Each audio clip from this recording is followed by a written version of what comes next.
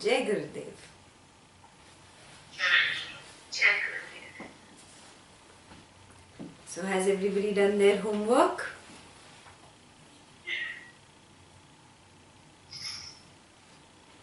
Is people joining in late? I'm just inviting everyone now.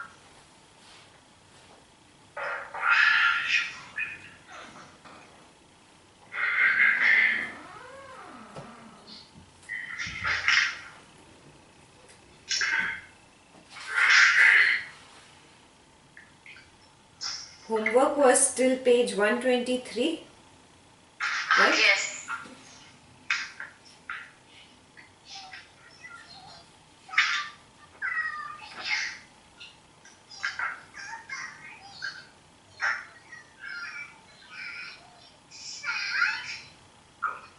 Sandesh, what noises are you making, man?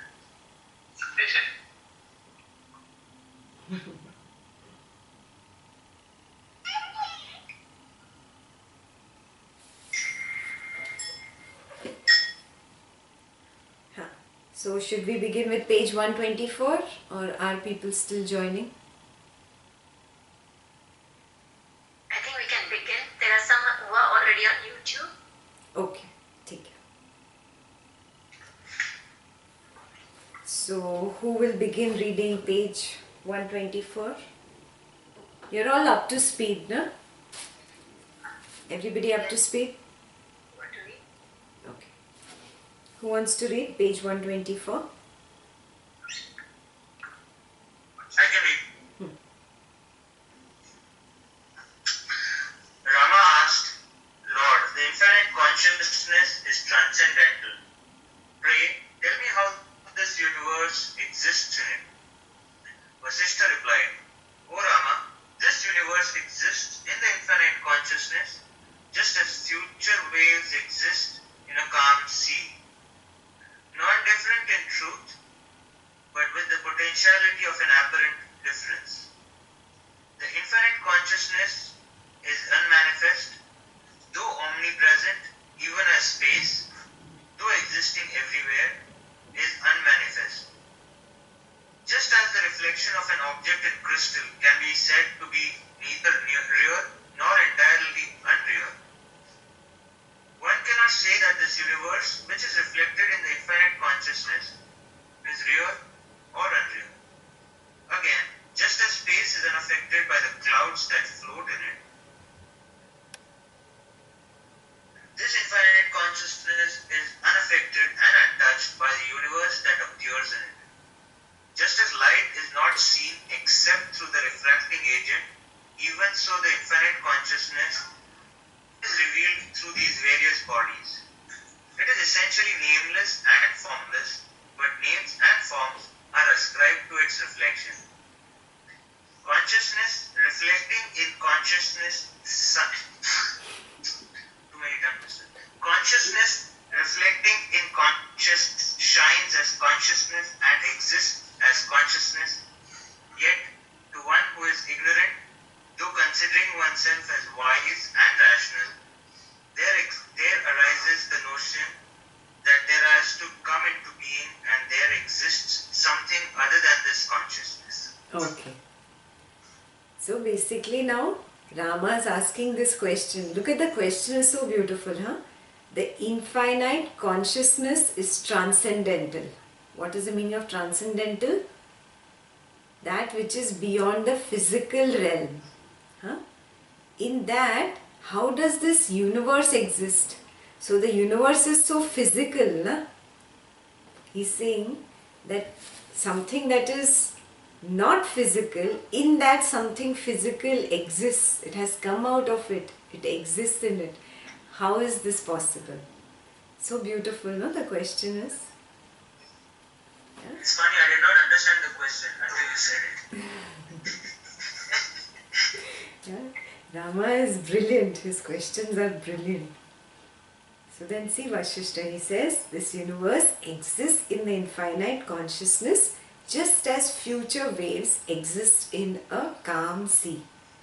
Non-different in truth, but with the potentiality of an apparent difference. It's just apparent. Yeah? It's not really there. Yeah? The infinite consciousness is unmanifest. Yeah, we did this word in Ishavasya also, unmanifest. Yeah? You cannot see it, you cannot touch it, you cannot taste it, you cannot smell it. Yeah? My five senses cannot perceive it, so it is unmanifest for me. Clear? So the infinite consciousness is unmanifest, though it is omnipresent. Omnipresent, it is present everywhere, but still it is unmanifest. I cannot perceive it through my five senses. Though it is everywhere, inside me also, outside me, in everything and everyone around, but still I cannot perceive it. Yes, that's what he's saying. And this is similar to space. Space is all around you, no? It is unmanifest. Yes, still it is called the space element. It appears like nothing, but it is still addressed as something. Just like that, the consciousness is not manifest. I cannot see it. Yeah? But it is there. Everything has come out of it. Everything plays in it, and everything then dissolves in it. Yeah? Just as the reflection of an object in crystal can be said to be neither real nor entirely unreal. You understand how an object appears in a crystal, no? Just like your reflection appears in a mirror. That reflection is not real also, and it's not unreal also. Both, right? Yeah? Just like that. The object in crystal can be said to be neither real nor entirely unreal. One cannot say that this universe, which is reflected in the infinite consciousness, is real or unreal. Got it? Yeah. This universe just is a reflection, just like your reflection in the mirror. Yeah? Just as space is unaffected by the clouds that float in it, this infinite consciousness is unaffected and untouched by this universe. Yeah. Just as light is not seen except through the refracting agent, even so the infinite consciousness is revealed through these various bodies. Yeah. A refracting agent is required for you to see light. Because of refraction of white light, I can see so many colors. Yes, so the refracting agent is the key here. Then only can I see light. Same thing, the infinite consciousness is revealed through various bodies. Yeah? We are nothing but the same white lights, red color, blue color, green color, yellow color, like that only. We are different. Human form, animal form, mosquito, insects, yeah, trees. We are just different colors of the same white light. Got it? Yeah. It is essentially nameless and formless. Yeah. Consciousness is nameless and formless, but names and forms are ascribed to its reflections. You and I are just its reflections. Yeah? And a name and form has been given to this body, and a name and form has been given to that body. And a name and form has been given to the lamp and to the whiteboard and the sofa, yeah, and the table and the computer. Everything is just name and form, name and form. Yeah? But it's not different than that one white light. Yeah? Because of the refracting agent, you can see it as blue, red, green, yellow, orange, purple, etc. etc. Yeah? Consciousness reflecting in consciousness shines as consciousness and exists as consciousness. This is so beautiful. Yeah, almost poetry. Yeah? That it It is I only reflecting in that I. That mirror also is I only. I am only reflecting in I. Yes, and I am only shining as I. It's so beautiful. Yet to one who is ignorant, though he considers himself very wise and rational, there arises the notion that there has come into being. Come into being means something has come into being. This universe has come into being. And ignorant thinks like that. And there exists something other than the consciousness. And this, we think that the universe is separate from the consciousness. This is the ignorant way of thinking. Yeah? A wise man says there is no difference between the universe and the consciousness. Clear? A little poetic paragraph, but simple, na? Okay. You can continue. This consciousness is not created, nor does it perish. It is eternal, and the world appearance is superimposed on it, even as waves in relation to the ocean. In that consciousness, when it is reflected within itself, there arises the I am notion, which gives rise to diversity. As space, the same consciousness enables us to sprout. As air, it draws the sprout, as it were. As water, it nourishes. And as earth, it stabilizes it. And as light, the consciousness itself reveals the new life. It is the conscious, so many times consciousness. It is the consciousness in the seed that in due course manifests as the fruit. Got it? It is the same thing that Vasistha taught us right in the beginning. Yeah, from the Hiranya Garbha only everything manifested. I said I am space, space came. Then I said I am fire. I said I am water. All the elements came out. Everything came out of it. Yes, it's exactly the same thing here. This consciousness is not created, nor does it perish. It is eternal, and world appearance is superimposed on it. Yeah? Even as waves in relation to the ocean. Yeah? Waves think that they are separate from the ocean, or they have a separate entity. But how can a wave be different than the deep calm water at the bottom of the ocean? It is all one. Yeah? The wave thinks that I am big and I am huge and I am something. But it's not different from the calm, deep ocean water. So, in that consciousness, when it is reflected within itself, there arises the I am notion, which gives rise to diversity. And what is the diversity? As space, the same consciousness enables the seed to sprout. As air, it draws the sprout, as it were. As water, it nourishes it. As earth, it stabilizes it. And as light, the consciousness itself reveals the new life. Just the functions of the 5 elements are given here. That what these 5 elements did once they came out, and how this entire combination of permutation and combination of 5 elements led to so many universes coming up.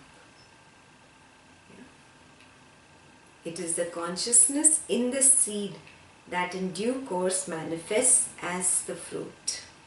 So it is the same consciousness only. Brahman is only the seed, Brahman is only the tree, the sprout, yeah, and then Brahman is only the fruit. Yes, the consciousness is everything. Yeah, and still all this is just Maya. It does not exist different than the consciousness. Yeah? can continue now. Thus, this world appearance comes and goes as the very nature of the infinite consciousness. Being not different from the infinite consciousness, this world appearance has a mutual causal relationship with it, arises in it, exists in it, and is absorbed in it. Though like the deep ocean, it is not agitated, yet it is agitated like the waves appearing on the surface. Even as one who is intoxicated sees himself as another, this consciousness, becoming conscious of itself, considers itself as a This they are this talking. self, Wait, one paragraph at a time. Yeah? So here they are talking about how the consciousness got lost in this Maya. Yeah? Initially, when I moved out of the pool of consciousness, this I thought I am something. Yeah? How did this I come? That is very beautifully explained. Just like an intoxicated person looks into the mirror and starts fighting with the person in the mirror, no? Yeah? That person is not centered, is not balanced. Yeah? So a person who's not centered loses his balance and thinks that somebody in the mirror is separate than I, and starts fighting with that person in the mirror. Exactly the same thing has happened to us. Exactly the same thing has happened. We are in a dream. Yes? Somewhere in some other dimension, yeah, you started dreaming and you thought that, oh, I am Mitesh and I am coming as like this person's son and this person's girlfriend and boyfriend and this person's friend and this person's colleague, and yeah, I'm going to do this, I'm going to do that. It's all a dream. The moment Mitesh wakes up one day, this dream will all be over. Just like that, the Maya comes to an end. Yeah, when the person's, what do you call it, hangover is over? Is that hangover is over? Whatever. Are you calling a Bevda or something?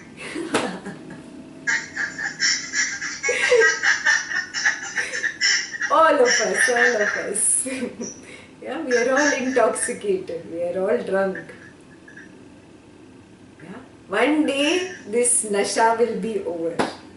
Yeah, you'll be out of this. And that day, that is called awakening. That is called waking up. That's what he's saying here. Just as a intoxicated sees himself as another person, this consciousness, becoming conscious of itself, considers itself as another. Yeah? That's how exactly it has happened. We have become intoxicated. Intoxicated with Maya. Yeah? Maya is not very different from alcohol. Yeah? Just like an alcoholic can get lost and cannot maintain his center, I have got lost in this Maya and I cannot maintain my center. Yeah? The only thing required...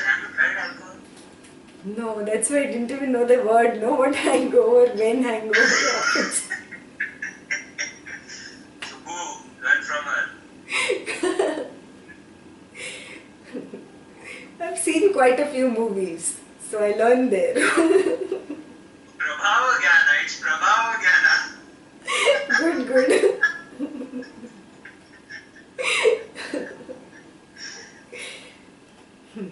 Last paragraph. This self, the Supreme Brahman, which permeates everything, is that which enables you to experience sound, taste, form and fragrance, O Rama. It is transcendental and omnipresent. It is non-dual and pure. In it, therefore, is not even a notion of another. All these diversities like existence and non-existence, good and evil, are vainly imagined by ignorant people. It matters not whether this imagination is said to be based on the not-self or the self itself. So, this is the sutra, which is right at the top of the page. The self, the supreme Brahman, which permeates everything, is that which enables you to experience sound, taste, form, fragrance, O Rama. Means it is because of the self only that you can see and you can taste. All these five senses are working. Yeah. So now what does this mean? It has a deeper meaning, huh? The moment this consciousness got intoxicated and started seeing itself as other, it started seeing first. So the first thing is sense of sight, other. Then if other can be seen, then other can be heard. Then sense of sound comes up. Then other can be touched. Are you seeing this? That's how the senses develop. That's how the senses come up in that jiva. Yeah? Finally, it is that consciousness only which has started separating itself and starts thinking that the reflection is the other. Got it? That's why it is right here in the sutra. It is transcendental and omnipresent. Transcendental actually means beyond the physical form, and it is omnipresent, present everywhere. It is non-dual. Yeah, in the Sanskrit text, Advait. Yeah, non-dual, Advait. And it is pure, Shuddha. Yeah. In it there is not even a notion of another. That is why pure, huh? Meaning of pure here means what? There is not even a notion of another. That way pure, so pure. Just the consciousness itself, just Brahman. All these diversities like existence and non-existence, good and evil, are vainly imagined by ignorant people. It matters not whether this imagination is said to be based on the not self or the self itself. Not self.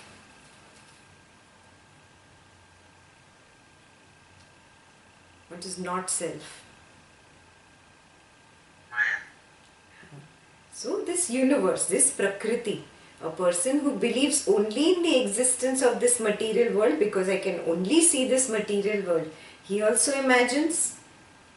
A person who understands self also starts imagining self now.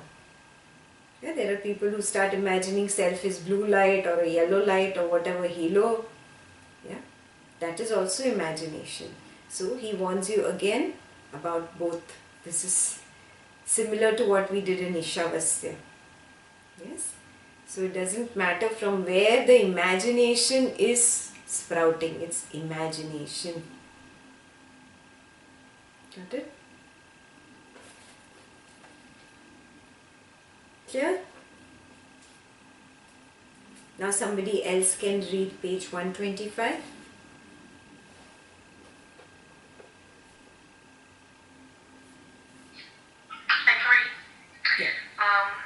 Vasistha continued, O Rama, the sense of doership, the notion I do this, which gives rise to both happiness and unhappiness, or which gives rise to the state of yoga, is fictitious in the eyes of the wise. To the ignorant, however, it is real. This notion arises when the mind, spurred by the predisposition, endeavors to gain something. The resultant action is then attributed to oneself. When the same action leads to the experience of inspiration, the notion I enjoy this arises. The two notions are in truth the two faces, faces of the same notion.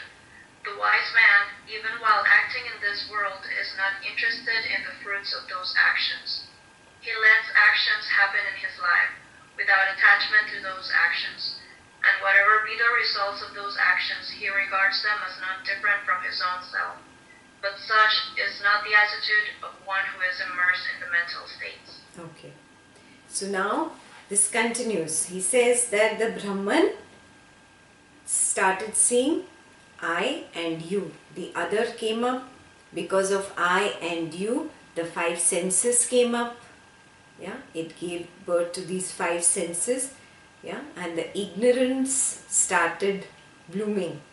Yeah, you started imagining right, wrong, good, bad, evil, and whatever. Angel, what was that? Good and evil, existence, non-existence. It's a continuation. Now doership starts. Yeah, and so beautifully it is explained, huh? The sense of doership, the notion, I do this, which gives rise to both happiness and unhappiness, or which gives rise to the state of yoga, is fictitious. Yeah, there is nothing that you are doing. Yeah, it's like you are sleeping on your bed for 8 hours, 9 hours in the night, and you dream that you've become whatever, an emperor, and you have 8 beautiful wives, and you have so many children, and you have so much gold. Yeah, and you think that you have conquered this territory and that country, and then you have conquered one country after another. You're just thinking that you are doing everything. In the morning, when you actually wake up and your dream is over, you recognize there is nothing like doership.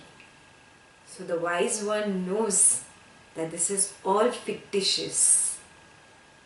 Yes, this I do this. This itself is fictitious. Yeah? This notion arises when the mind, spurred by the predisposition, endeavors to gain something. When the mind says, I want, I want, I want, that is the root cause. Karma is the root cause of doership. Desire is the root cause of doership. Yeah? Clearly mentioned here. The resultant action is then attributed to oneself. So, from this karma, I do some action, and the karma phalam that I get, I say, I got it. I did it. Yes, so it is attributed to oneself, to me. I did it. I got this karma phalam.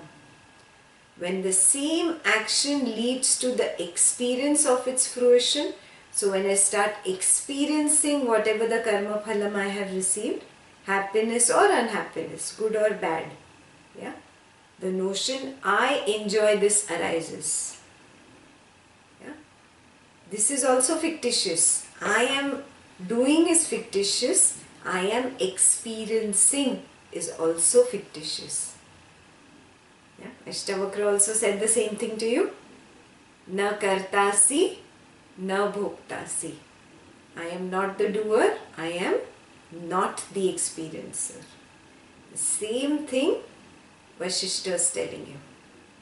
Yeah? Drop this doership. I do this, and drop even the experiencer. Yeah? I enjoy this. The two notions are in truth the two faces of the same notion. Basically, they are two sides of the same coin. Yeah? If you say, I do this, you're stuck in doership, you're also stuck in experiencership. If there is a word, or if I may coin it now. Yeah? Doership and experiencership.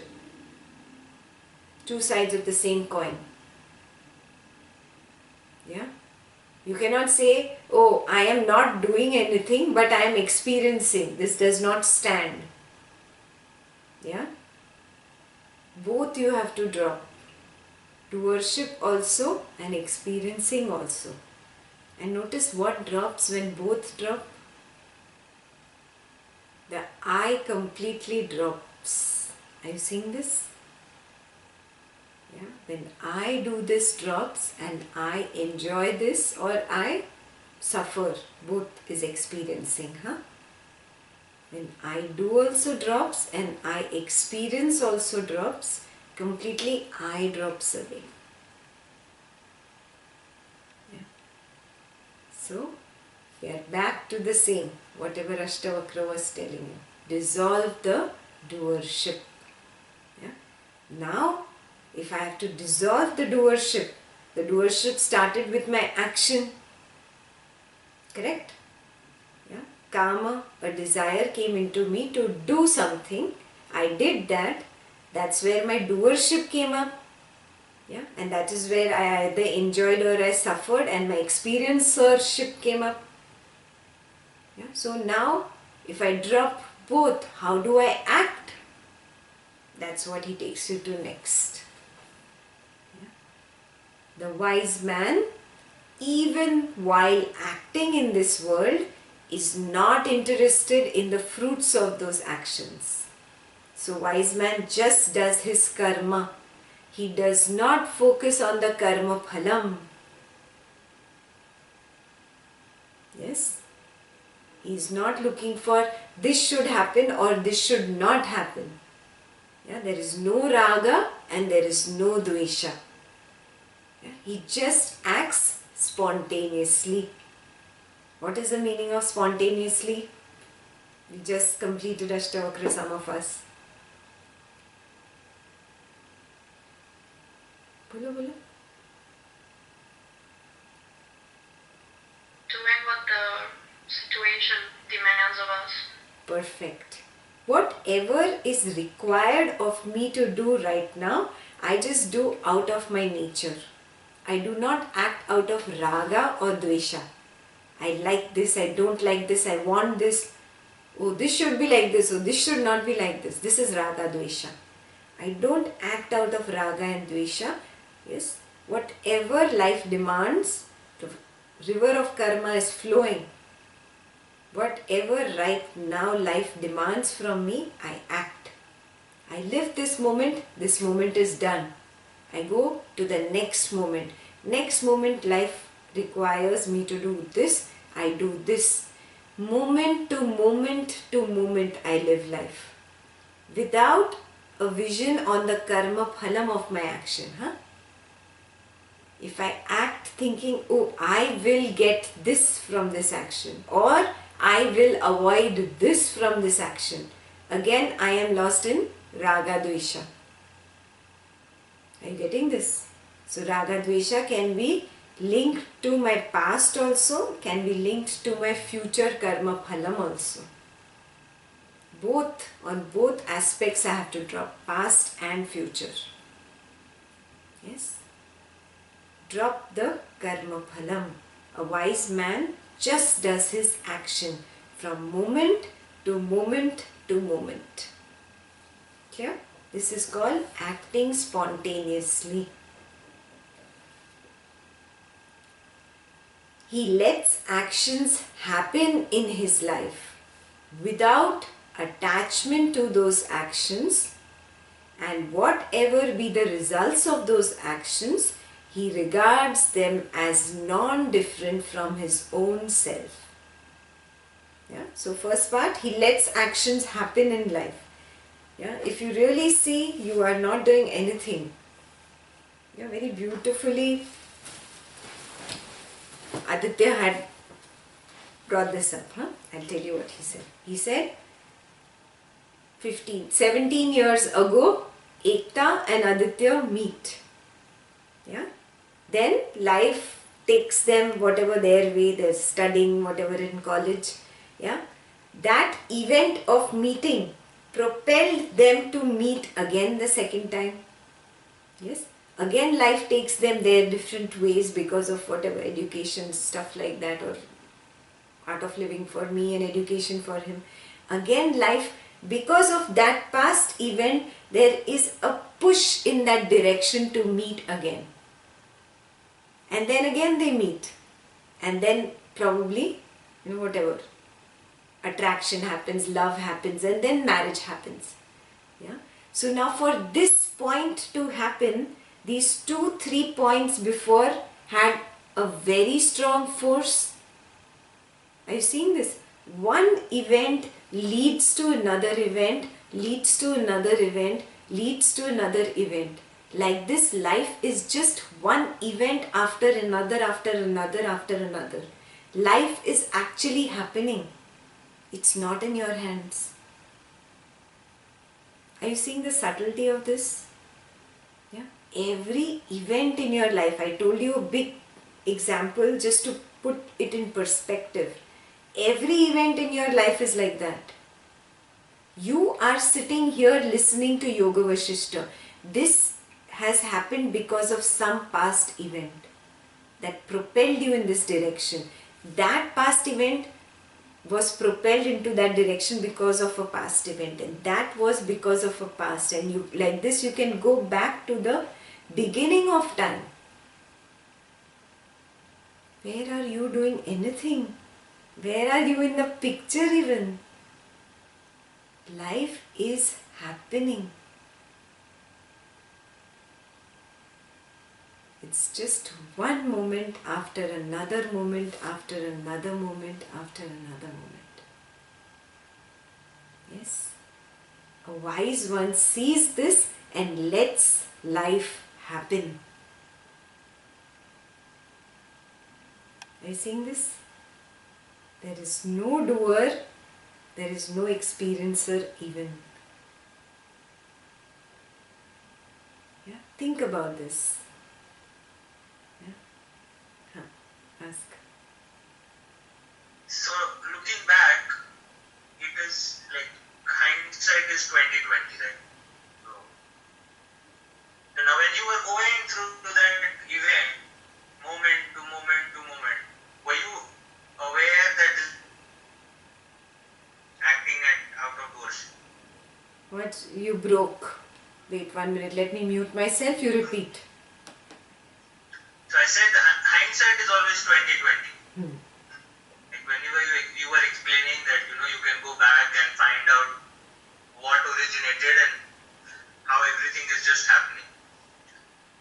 But when, let's say, the example that you gave, that it was event to event, one event propelling the other event. At that time, were you aware that this was happening, or was there any doership, or was there an apparent doership? See, I'm asking on behalf of all the muggles. I get it. I got it. See, I live life as if there is a gushing river flowing. Yeah? If the river has a force, it is pushing me in a direction. Yeah? I just go with that flow. I don't say I want this or I don't want this. Yeah? In this moment, it required me to talk to Aditya. I spoke to Aditya. This moment required me to, spend more time. It was happening. There is a force that is happening. Yeah? A force that brought us together. Yeah? If I come up with another raga or dvesha in my mind, no, this is right, no, maybe he is not like this. I am creating an agami seed for us to again meet next time. Are you getting it? And I am very aware of this in every single thing, every moment to moment to moment. Yes, this awareness is constantly there. Constant awareness. Yes, not just in activity, even in sleep, it is there. A constant awareness of no raga, no dvesha. Yeah? Just flowing with what is. Yeah? It's as simple as that. I have to empty my bag out. A constant awareness, empty it, empty it. Don't again start filling it up. Yeah? And life will just keep moving. I give you a very real life example of mine. Yeah? But you start applying this very sincerely now. Yeah? A raga and dvesha will come your way. I'm not saying it will not come. Very strong maya will come suddenly to test you. Yeah, and then you will be on that point of exploding. Yeah, but again and again make yourself aware. I do not have to add to the bag. Yeah, let this karma also go away. Let this karma also go away. Yeah, actions are happening. I am not doing anything anyways. Yeah, so drop this I only. I do not exist. Live as if you do not exist. just moment to moment to moment. Then there is no I only. Life becomes very easy. Very easy, very simple. Yeah, I have just this one moment to think about. This moment I am here. This moment is done, finished. Next moment I am here. Yeah. There is no stress, there is no baggage, there is no burden here. I want this, I don't want this, I like this, I don't like this, I want this way, I don't want this way. Everything is good. Yeah. Sab chalta hai. All cool. Whatever mantra you like, pick it up. Yeah. Everything is cool. The way it is, it's perfect. Yeah.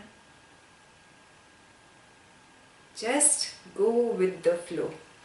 Yeah. Flow like a leaf. I've told you this n number of times. Slowly, slowly you will get there. Yeah? Have patience also with yourself.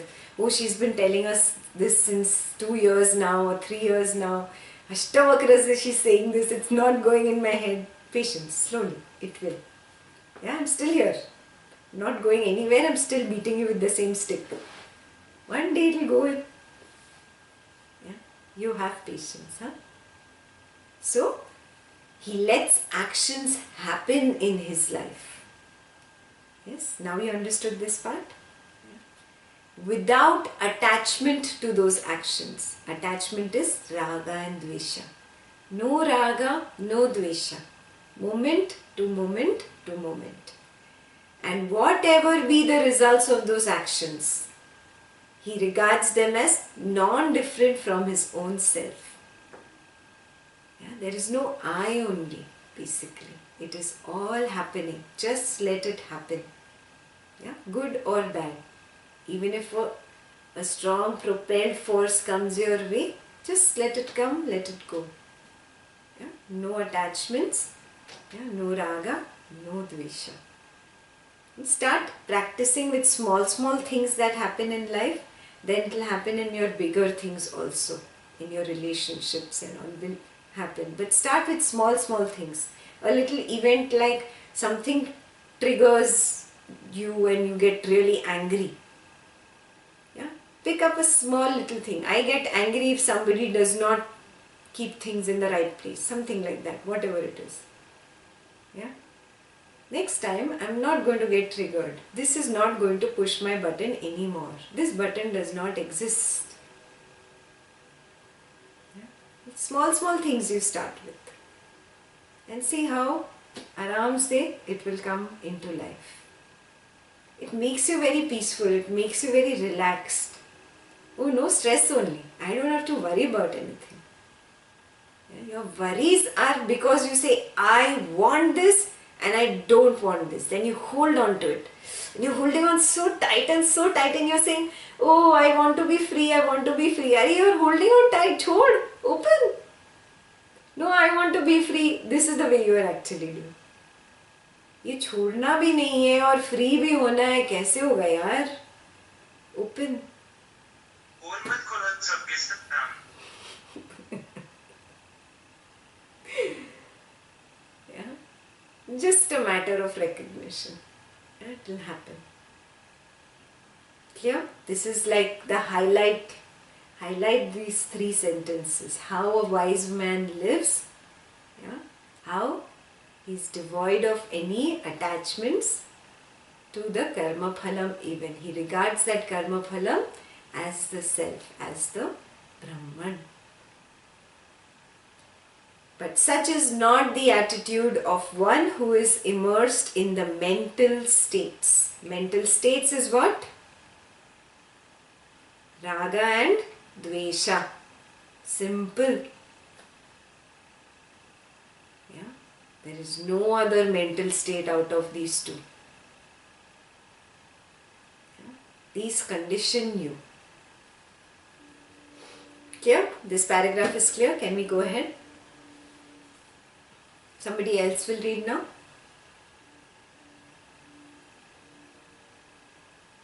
I read.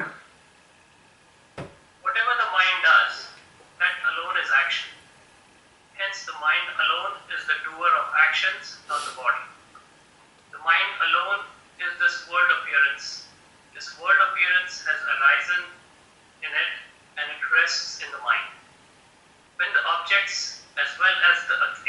experiencing mind have become tranquil, consciousness alone remains. Yeah, this is very beautiful, huh? This was a question in your exam paper also. Yeah, how mind is action. Yeah, mind only came up with the I. Yes, you remember, subtle body is born because of that I. Yeah, so I equals subtle body, which is equal to mind. And that mind only says, I am this, I am that, I don't like this, I want this, I don't want this. So all this drama is at the mind level only, na? If the mind doesn't want, if there is no karma, no desire, then action will not happen. Yeah, doership will not happen. The experiencership will not happen. So mind alone equals action. Simple. Whatever body does is actually body just listens to what the mind says. Recognize this, huh? Your mind first says, I am thirsty, then the hand goes to the bottle, picks up the water, drinks it and puts it there. So mind is action. Body is just a slave, an instrument basically to complete that action. Yeah, some of you could not answer that question correctly. So I am clarifying here. Yeah, how mind equals action. Yeah, so whatever the mind does, that alone is action. Hence the mind alone is the doer of actions, not the body. The mind alone is this world appearance. Yeah, the mind said, oh, fire, water, air, that's how all the Prakriti came about. That's how the world appearance came about. So it is finally the mind only. There is no difference between mind and the world appearance. This world appearance has arisen in it and it rests in the mind. Just like when you are dreaming, yeah, that dream and everything about that dream is unreal and it exists just and in that dream. The moment you wake up, it's gone. Yeah. So very beautifully he's saying, when the objects as well as the experiencing mind have become tranquil, consciousness alone remains. Means the moment you wake up, everything disappears. Does this mean that when I get enlightened, the computer will not look like a computer and the table will not look like a table and the house will not look like a house and a human will not look like a human? What does this mean?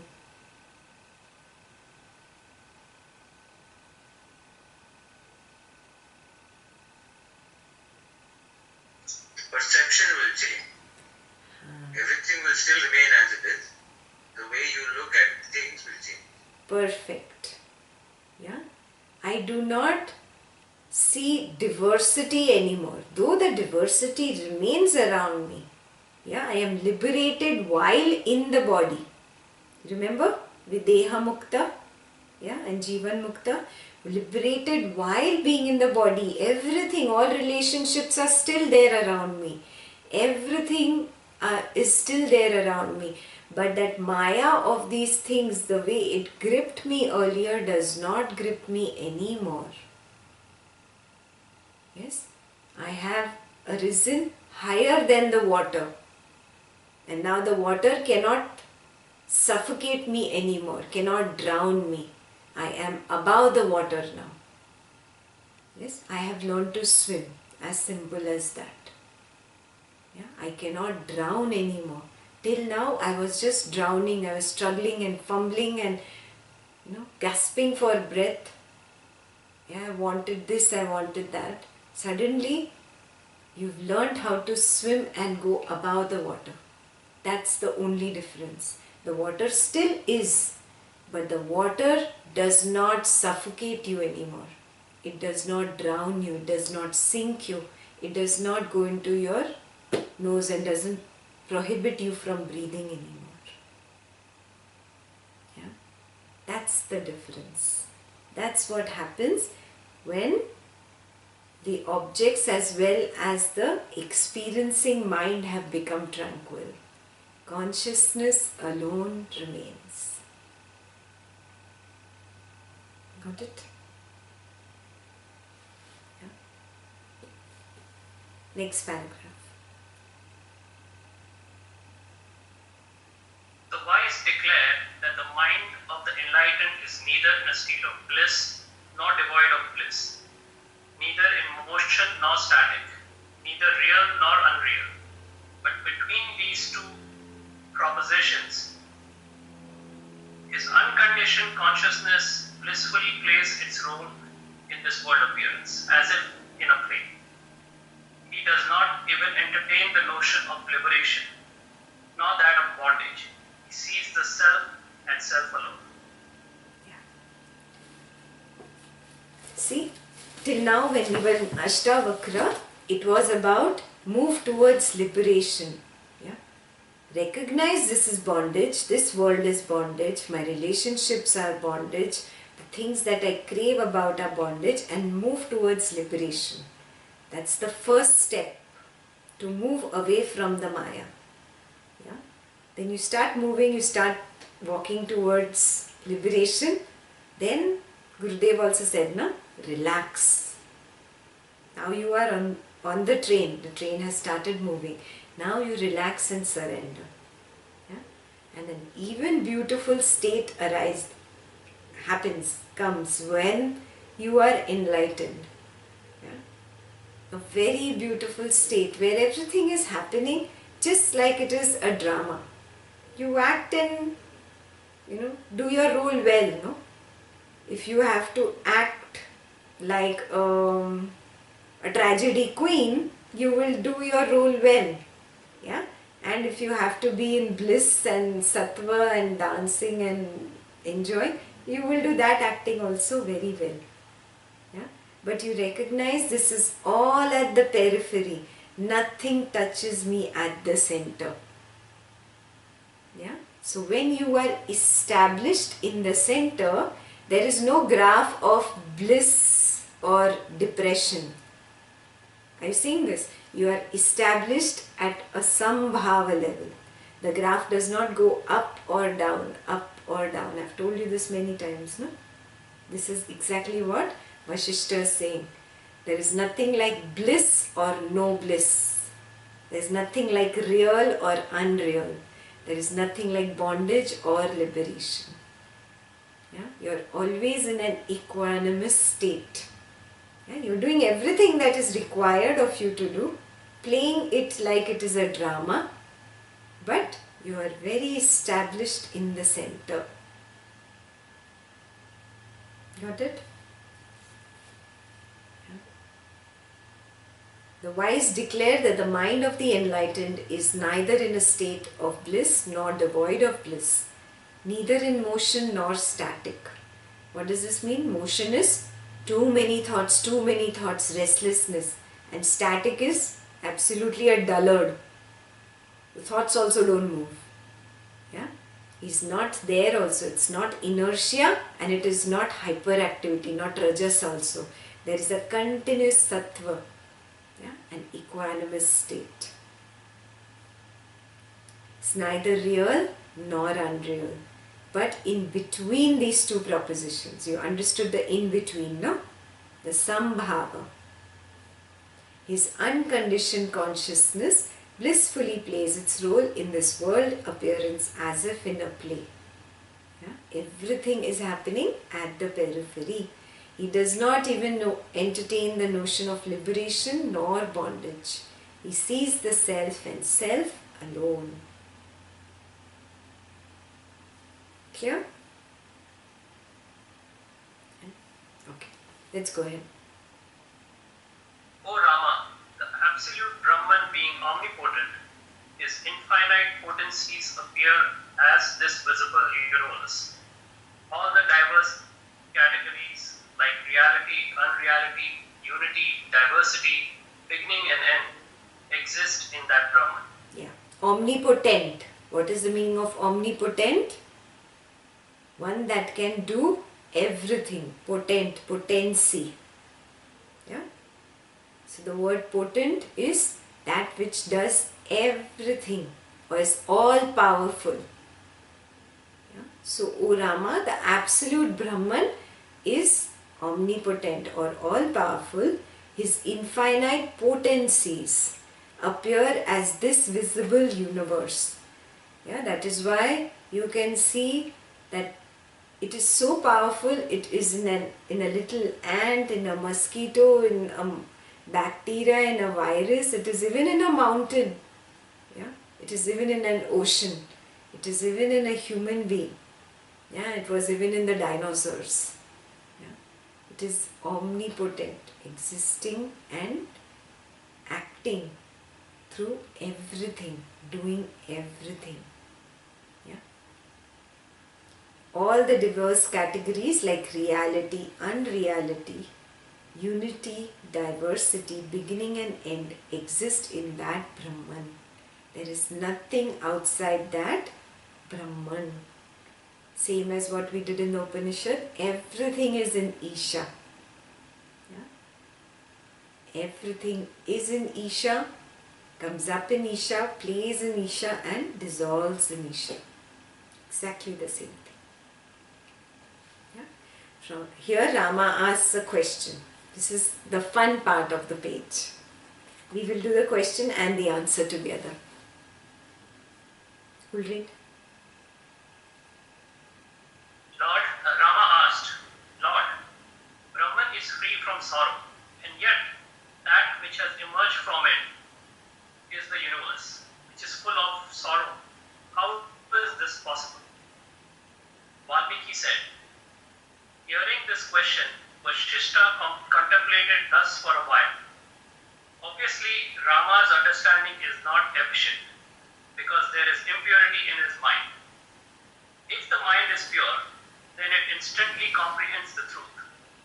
Hence, it is said that he who declares all this is Brahman to one who is ignorant or half awakened goes to hell. A wise teacher should encourage his students first to be established in self-control and tranquility. Then the student should be properly examined before the knowledge of the truth is imparted to him.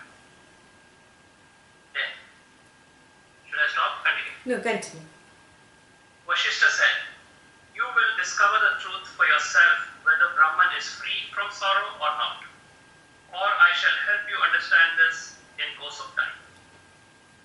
Yeah, the sutra is really cute in Sanskrit. Yeah, if you look at the top of the page, Ajnanasya Ardha Prabuddhasya. Ajnanasya is one who is ignorant.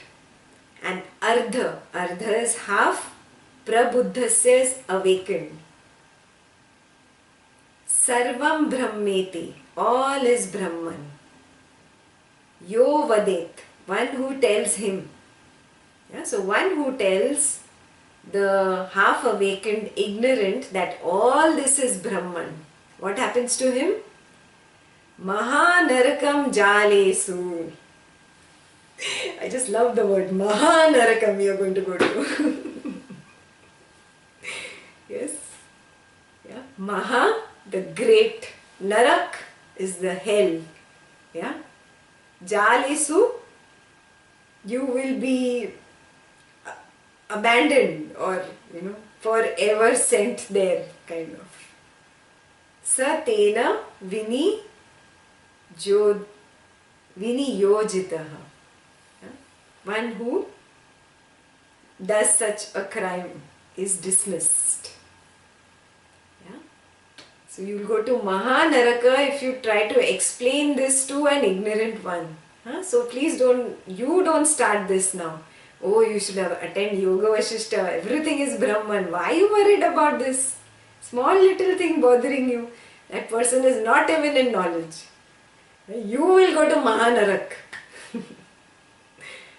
Yeah? So Vasistha noticed that Rama's mind is still not ripe. It's kacha. Yeah? It's still raw. He's still not ready. Yeah? He's not getting it. He's not comprehending the knowledge yet. And that is why he keeps questioning. Yeah? So, then Vasistha said, you will understand. Slowly. Don't worry. You will get there. Yeah? With time you will get there, or I am there to help you. So today we'll stop here and I'll give you homework. Telling us. Eventually get there. Yeah. अभी कच्चा है ना, हम थोड़ा पकने दो, पकेगा, don't worry. So homework is page 126. Very beautiful page. Very beautiful sutra also. I just read page 126. One page. Yeah, and think about this. Yeah. Think about what we did today. Do a little bit of manana. Yeah. Especially about the doership. Yeah. About the acting spontaneously. How do I bring this into my life? Yes.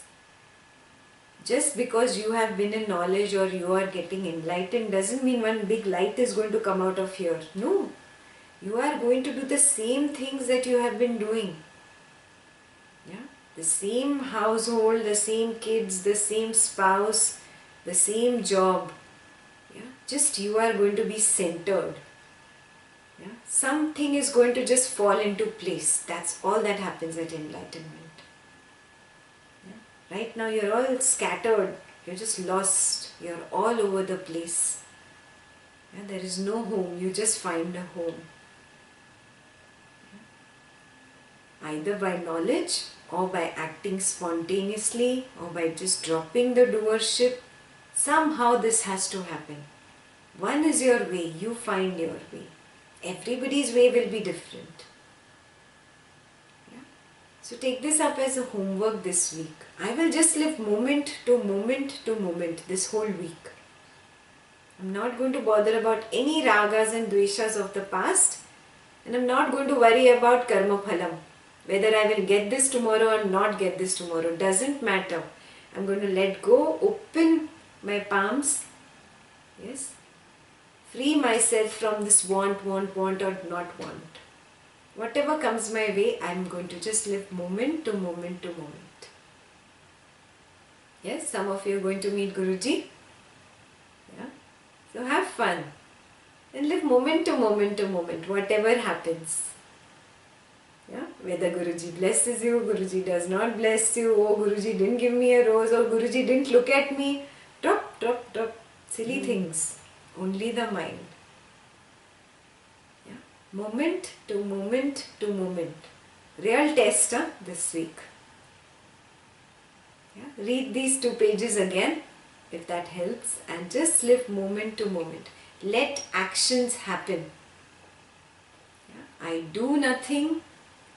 I am nothing and I have nothing. Yeah? Akinchan, achaha, aprayatna. That's the way I live life. Yes? So start working on this. This is your homework for the week. Yeah? And if you have to do some prayatna, if you have to do something, please write that exam and send it to me, those who have still not sent me that paper. Yeah? If you have any questions, feel free to send me an email. Yeah? And I'll see you next week, yeah, for Yoga Vasistha session 24. Yeah? Jai Gurudev. Jai Guru. Jai Guru.